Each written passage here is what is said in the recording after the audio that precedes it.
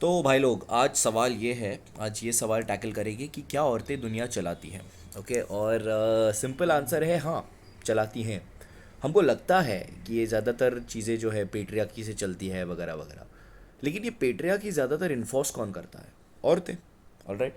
ज़्यादातर spending decisions, यानी कि पैसा पैसा कहाँ जाएगा, कैसे जाएगा, किसके जेब में जाएगा, इसका डिसीजन कौन बनाती है पूरी दुनिया में? 70% डिसीजंस औरतें बनाती हैं। राइट। 90% मेकअप जो है औरतें खरीदती है। All right. तो चल क्या रहा है यहाँ पे, मतलब एग्जैक्टली चल क्या रहा है? आपने लॉन्डो को देखा है रहते हुए, आराम से रहते, कहीं पे भिखारी जैसे रहते। और ये भिखारी जैसे रहना, यही तो सबसे सस्टेनेबल सोल्यूशन है। राइट। मतलब अगर जो सबसे कम CO2 डालेगा वो कम कपड़े कपड़े खरीदेगा, उसको कुछ फ़र्क नहीं पड़ेगा उसके घर में क्या चल रहा है। ये जो नीटनेस, क्लीननेस एट्सेट्रा जो है, बेसिकली औरतों को चाहिए। राइट। सो आपको ये देखना है कि एग्जैक्टली चल क्या रहा है, और आपको अपनी आंखें आंखें खोलनी है। अब सवाल ये है कि हम MG टाओ करें या नहीं। MG टाओ लोगों का सवाल आता है कि man going their own way, हम शादी नहीं करेंगे वगैरह वगैरह। इसको ऐसे मत देखो, इसको इस तरह से देखो कि तुम्हें जनरली शादी नहीं करनी, बट अगर कोई मिल गई जो तुम्हारी फिलोसफी के साथ एक हो सकती है, जो एंटीनेटलिज्म के साथ जुड़ सकती है, जो तुम्हें समझ सकती है, जो समझ रही है कि दुनिया में क्या हो रहा है, कि क्या नाटक चल रहा है। ऑलराइट, तो उसके साथ आप रह सकते हो, नॉट अ प्रॉब्लम। शादी करने की ज़रूरत नहीं है, एक साथ रह सकते हो, कुछ भी कर सकते हो। So there is no problem in and of इट सेल्फ। खुद को लिमिट मत करो कि मैं MG टाउन नहीं करूँगा। वेर एज एंटीनेटलिज्म अलग चीज़ है, जहाँ पे आप किसी और के लिए डिसीशंस बना रहे हो।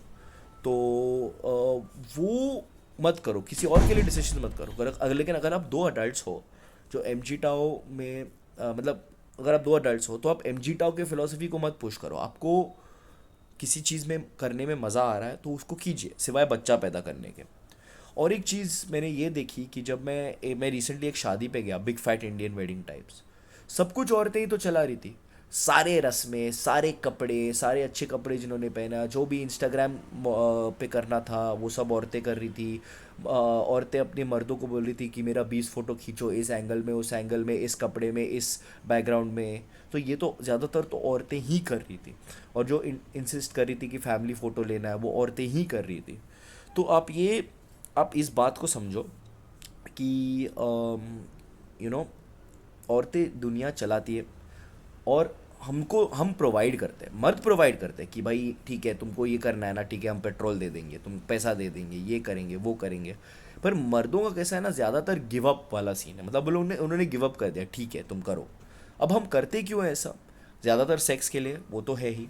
लेकिन आजकल के दिन में कंपेनियनशिप, प्रेशर, सोसाइटी का प्रेशर कि ठीक है कर लो। क्योंकि ज़्यादातर मर्दों को मोनोगमी तो नहीं चाहिए, एक औरत के साथ नहीं रहना है। राइट। तो ये मोनोगमी का भी प्रेशर कहाँ से आता है? ये भी तो औरतों से ही आता है कि मुझसे शादी कर लो, सेक्स नहीं करेंगे मुझसे, ये करेंगे, फिर बच्चा पैदा करेंगे साथ में। क्योंकि औरतों का औरतों से जो सेक्सुअल कंपटीशन है वो बहुत बड़ा है। तो इसलिए वो सेक्सुअल कंपटीशन रिड्यूस करने के लिए मेरे हिसाब से तो इन्होंने शादी की कॉन्सेप्ट बनाई। फिर उसके ऊपर औरतों को इन्फ्लुएंस करना बहुत ईजी है। 90% एडवर्टीजमेंट सब औरतों के लिए। और जो मर्दों के लिए है, जैसे कि गाड़ी या फिर कुछ कपड़े, उसमें भी औरतें खड़ी हैं, अधनंगा। तो ये क्यों हो रहा है? क्योंकि उनको पता है कि मर्दों को सिर्फ औरतों के ज़रिए से कंट्रोल किया जा सकता है। मर्दों को कोई फ़र्क नहीं पड़ता है, क्योंकि दे आर डिस्पोजेबल बायोलॉजिकली। मतलब वो मर्द मरने के लिए बने। लेकिन औरतों को पता है कि उनको सिक्योरिटी चाहिए, उनको सेफ्टी चाहिए, उनको उनके बच्चे को लिए सेफ्टी चाहिए। वो लोग ऐसे बायोलॉजिकली वायर्ड है। तो इस बात में मत घुसो कि मैं MG टाव करूंगा। ये रियलाइज़ करो कि औरतें दुनिया चलाती हैं। चलेगा, उनको चलाने दो, मेरे को नहीं चलाने का है, मर्दों को नहीं चलाने का है। ओके। मर्दों को, हम लोग को लगता है मर्द चला रहे, बट आप कौन से भी इसमें देखो, उसकी बीवी ही पैसा उड़ा रही है। कौन से भी बड़ा पावरफुल आदमी को देखो, उसकी बीवी ही पैसा उड़ा रही है ज़्यादा। जैसे कि फिलीपींस का एक था रॉड्रिगेज करके, उसकी बीवी के पास 5,000 हील्स थे। ओके।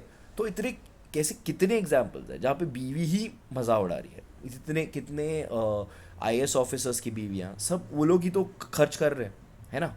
तो आप ये जनरली देखो कि मर्द को खर्च करने के लिए चीज़ें ज़्यादा है नहीं।